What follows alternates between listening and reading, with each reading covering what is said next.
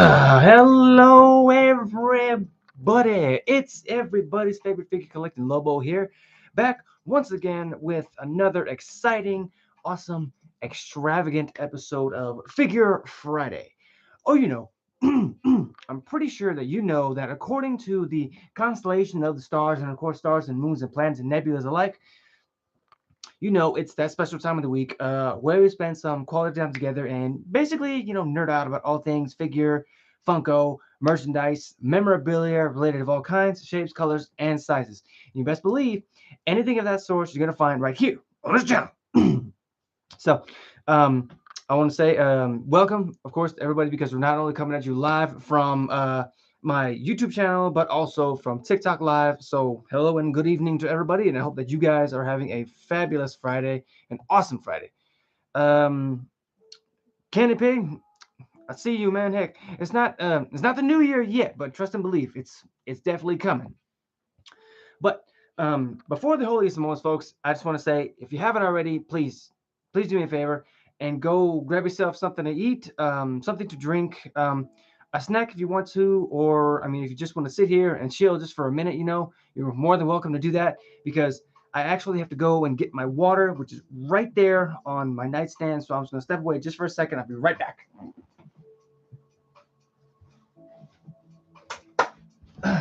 Okay. Okay, we are golden. We're golden, folks. I got it. I got me some agua. Agua. Yes, indeedy. Also, wait, I didn't see that. What happened? Let me see. Oh, okay. Thank you for the likes. It doesn't say who's sending them. I don't know why. That's weird. Give me a good stretch. So also, Dr. Ninja, I see you, Dr. Ninja Mike. Noise indeed, man. Heck, welcome.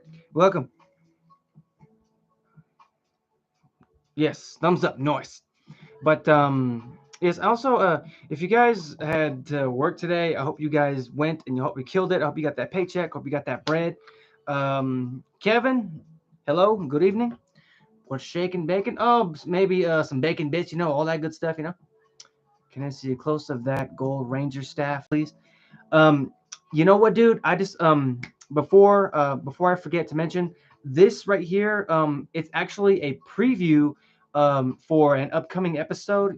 I don't want to give too much spoilers. So, like I said, it will definitely surround this sort of thing. Good Lord, that wasn't here. I'll give you guys a look at the wall. Talk about this wall, right? Who are you and what did you do with Philip DeFranco? Oh, wouldn't you like to know? You know, I mean, a lot of people are wondering what happened to old Phil, but he seemed to have had an accident. He sort of fell. Let's just keep it at that, huh? Shh. Lady Sumere, welcome and good evening. Okay, so we have the 3-minute marker. Can you come out of my base now? No, no.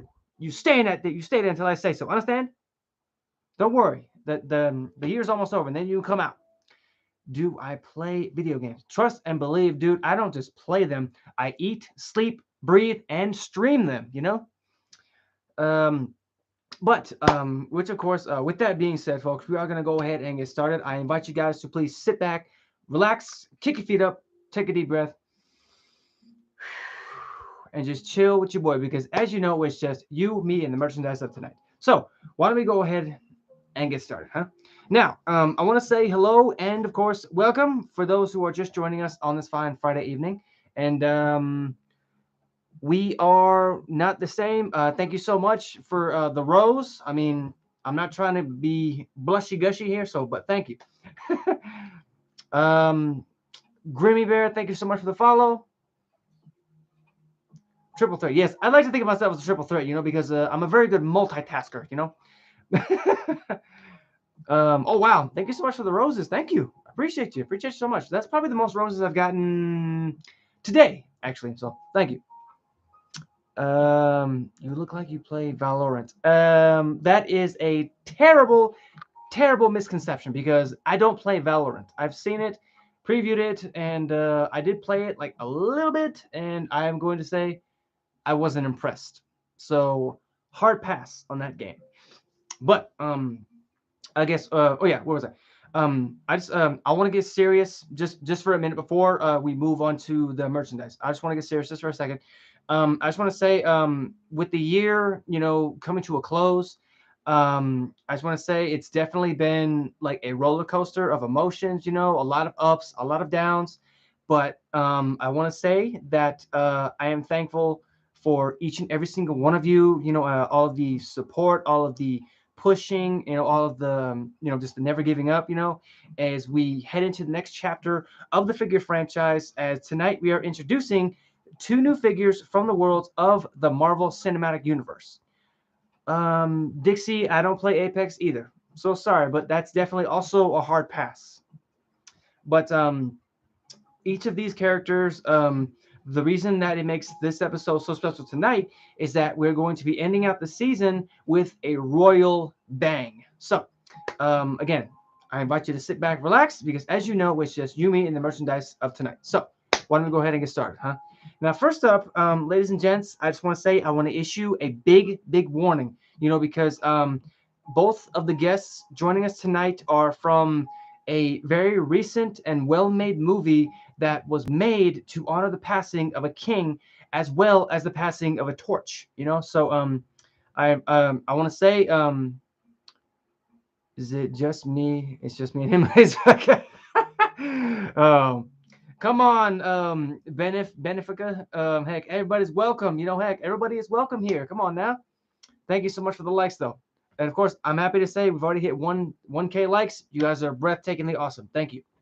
And I'm encouraging you. Don't have to, but if you do want to, feel free to share this live. And because again, we are trying to get as many as we can to join the Wolfpack, and you guys are welcome. So again, I apologize for spoilers tonight, and I hope that doesn't impact you guys' opinion of me. And of course, here we go. Now, our first guest of the evening is actually a newcomer to the pack. So we're going to be putting on our diving suits, our heavy breathing apparatuses, and of course, we're going to dive deep into the murky depths of the ocean to introduce the master of the ocean himself, Mr. Namor. Yes, that's right, folks. The ruler of the Talocan civilization from the Black Panther Wakanda Forever film has swam his way into tonight's episode, and not only brought with him a spear, which of course is very dangerous, but with him a tale of his history. There, beautiful. Wow, I'm already loving the spear. It looks awesome.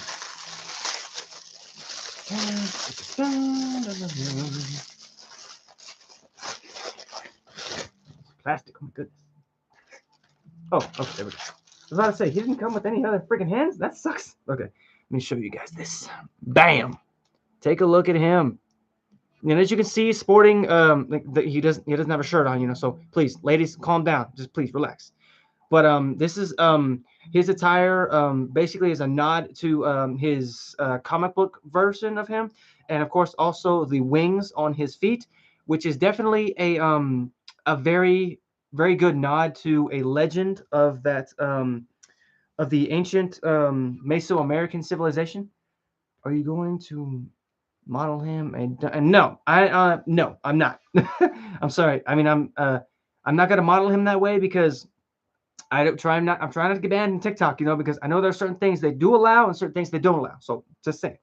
Now, he is actually portrayed by actor Tenoch Huerta, and he's the king of the Talocan civilization, whose people refer to him as the feathered serpent god Kulkulkan. And in the year 1517, his mother, whose name was Fen, ingested a vibranium-laced herb in order to gain immunity from the smallpox outbreak while pregnant with her son.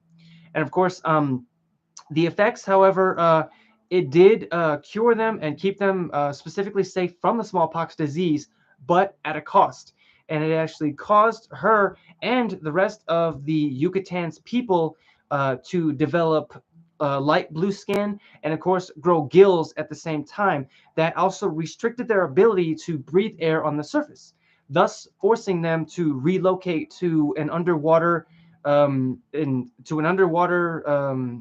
civilization where they established the Talokan city and civilization as well as a new as a new civilization. I'm trying to wrap my head around it. I'm just so happy to have him here. Now, the what's interesting is that the herb additionally caused her son to undergo a mutation at birth. What are my pronouns? My pronouns. Are you talking about the they and the them and all that stuff, or I mean what? Because I'm a little bit confused here. If I'm sorry if I don't make things easy. I apologize. But it actually gave him pointed ears and, of course, the wings on his ankles, enabling him to actually fly, as well as hybrid human physiology. That enabled him to breathe the oxygen both on land and off land, which is a very, very good thing for him, especially when it comes down to being a fighter. And of course, that also motivated him by his. I'm sorry. Let me just I'm trying to relax, because I actually recently saw this film a couple of weeks back, and I was blown away by it because it was so awesome. So, um, the reason that he is made the way he is that not only was he born underwater, but he was also born with a hatred of the surface world. And he actually made the recent discovery of a vibranium detection device designed by technological whiz kid Riri Williams in the ocean that put his nation at risk. And over time, he initially attempted to forge a military alliance with the nation of Wakanda to protect Talokan, while supplying the people with his army due to its similarly, isolationist nature. In exchange for the custody of Williams, to which both Queen Ramonda and Princess Shuri declined. However, after a fight between the two nations, after many battles, many fights, can you say happy birthday, Top G Landon? Sure. Happy birthday, Top G. I hope you have a good night, man. Heck, I hope you're enjoying your birthday, and hope you're very much having a blessed year as we head towards the end, man. Really, I wish you all the best, all the blessings for many more years to come. What was I? Many fights, but yeah. But after many battles, many battles between both the Talokan people and the Wakanda people, um, there was a time when the Black Panther and of course Namor had actually separated themselves from the group and had a battle on land, and of course in which Shuri and Namor actually came to an alliance and opted to help each other in the future, which was great for both parties. So this way, Talokan and Wakanda can sort of rebuild and move towards the future. Okay. Now, before we get into the fun facts, I would very much like to share his weapon of choice, which, of course, is a brilliant model of the Talokan technology and, of course, weaponry, because the spear tip here is probably the most dangerous part. I don't really know what it's made of. I believe it's made of vibranium, but I'm not really sure because there was a time in the movie where the spear itself, I don't know, wait, no, it wasn't the spear itself, but it could bring down whole warships, just with a swipe and just with a toss. So that was awesome. And of course, he does come with two interchangeable hands. One is a closed fist, and the other is an open hand, open grip, which of course I'm guessing is for the spear itself. Oh, that there, right there. Okay. Are you guys good? You guys good? Okay. Now, I did find out some pretty interesting facts about Mr. Namor here.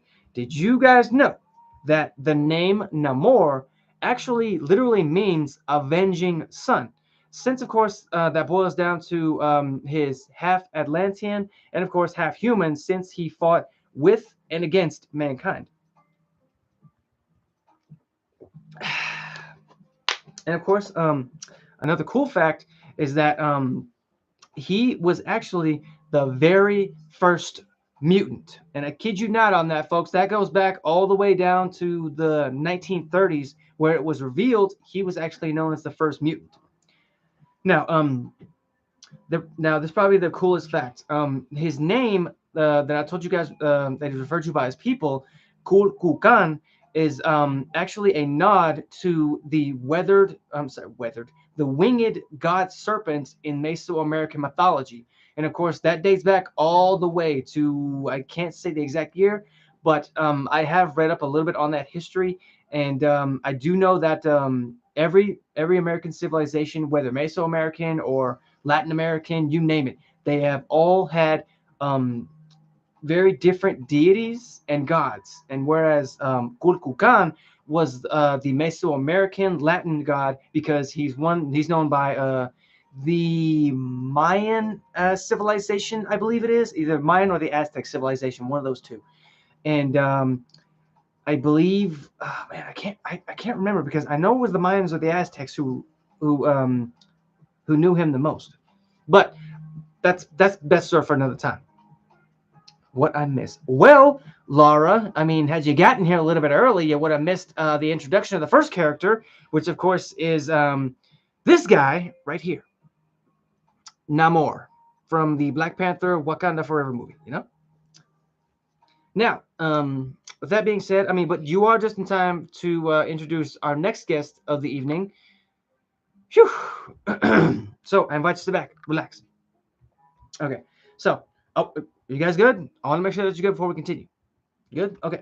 So, next up, we're actually going to be stepping back onto land, however, to introduce another royal member and, of course, younger sister of a certain king of Wakanda.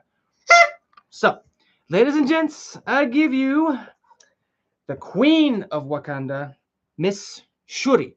Yes, that's right, folks. The next generation Black Panther has graced us with her presence as well.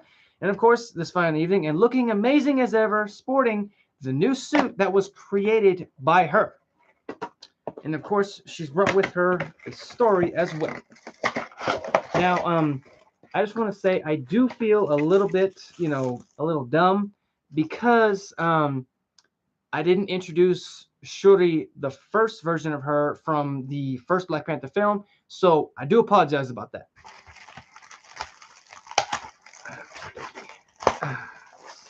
Now, when the package itself came in, I didn't open the box, so I don't know what she looks like. I know what she looks like on the box, but it's different when you have the figure itself in your hand. So this is definitely a first. Ooh, woo! Dang! Look at her.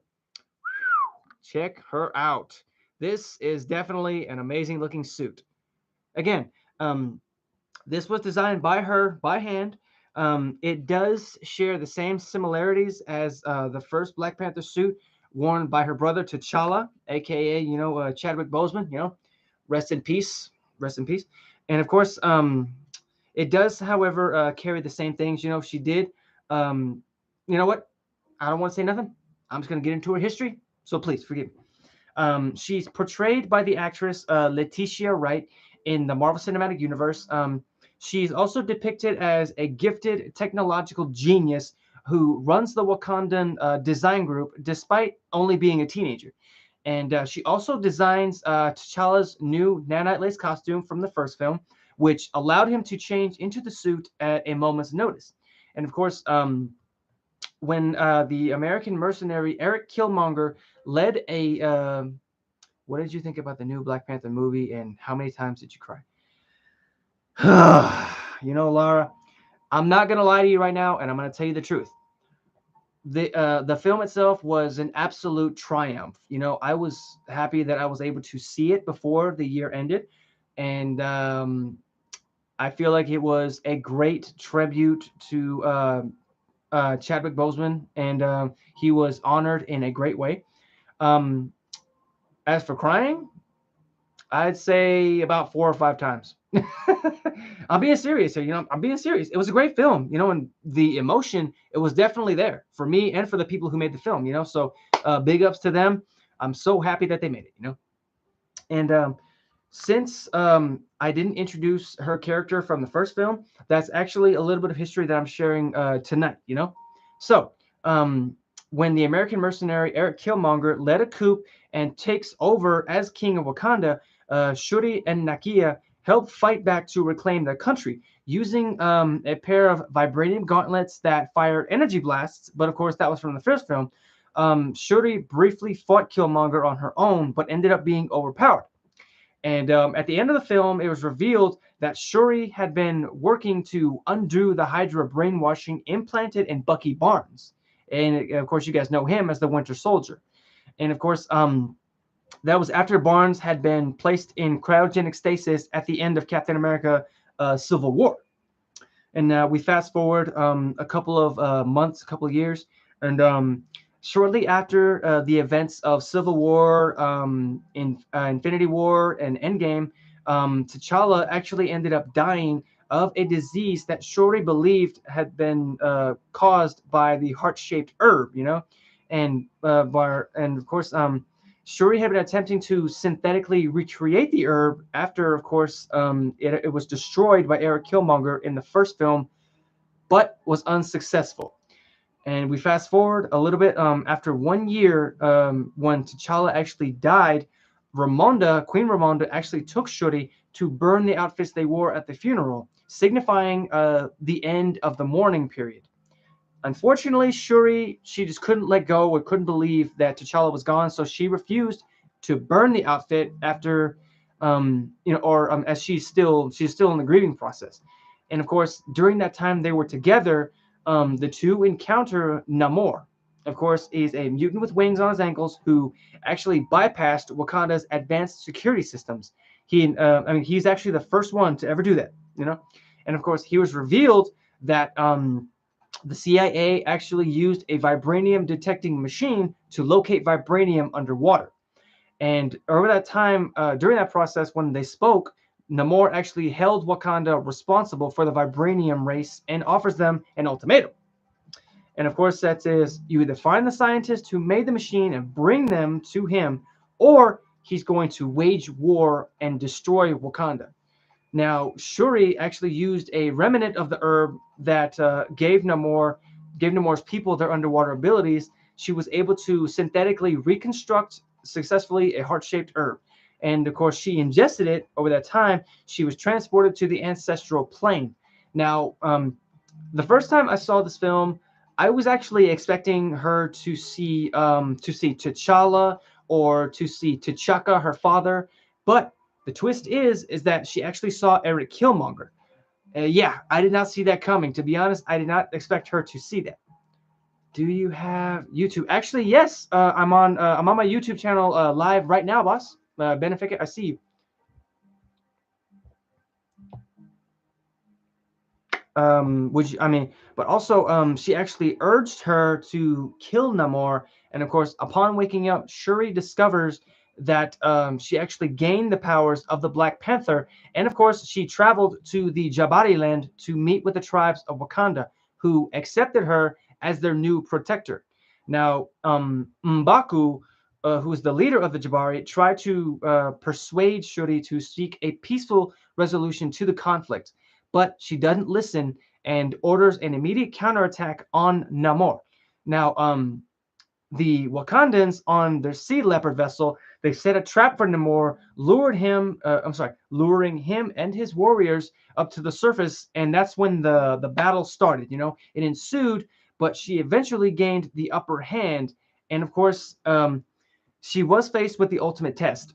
She had Namor at her mercy, and she could have ended it right then and there. She could have let the anger of her brother's death and of everything that Namor had done and all the destruction just consume her. But she remembered what was more important, and that was what her brother had taught her, and it's that vengeance can never consume you, because if it consumes you, it is going to destroy you. So she decided to spare Namor's life and offered him a peaceful alliance, whereas he reluctantly accepted, and his warriors actually retreated back underwater to the Talocan city, in which Shuri was able to take the step and, of course, burn the ceremonial outfit and carry the mantle of Black Panther into the future, and of course for all its people, and to be the protector. Sheesh. Now, I did find out also some pretty interesting facts about her. Oh goodness gracious! Wait, hold up. What is that? Oh my goodness. I see you, Ricardo Medina. Thank you so much for the subscribe, man. Heck, welcome to the Wolfpack.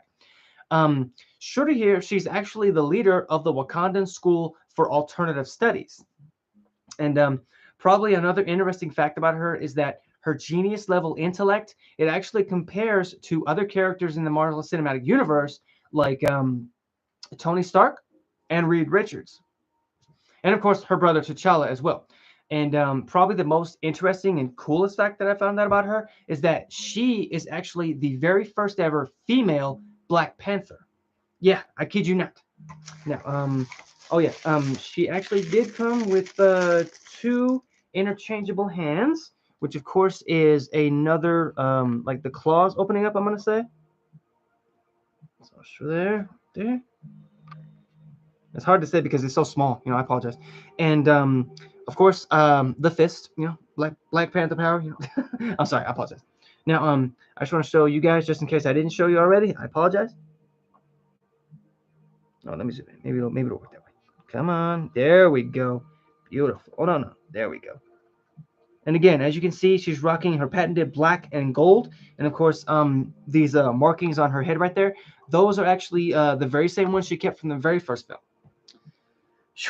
Now, again, it's not small, it's normal size and fully functional. Yes, indeed, WA, I see you. It is indeed fully functional. Now, of course, yeah, with that being said, folks, I'm going to go ahead and end the streams right here. Again, I thank you so much for everybody who came out to see me tonight. I will be shooting over to my Twitch to do some gameplay. You guys are more than welcome to do that. The link is in my bio for all to follow. And of course, again, I want to say, again, I'm so thankful for all you guys and for everything that you've helped me through this year. I look forward to seeing you guys next year as we start season 5 of Figure Friday. Yes, that's right, folks. We're looking forward to it. Kenny P, you be safe too, man. And cheers. Here's to a great 2023. So again, Wage Gap, welcome. Again, I invite you guys to follow me over there. And if not, hey, again, have a safe and great night. And until next time, guys, be safe, stay awesome, stay weird, stay yourselves. Happy New Year. And as always, be Zen.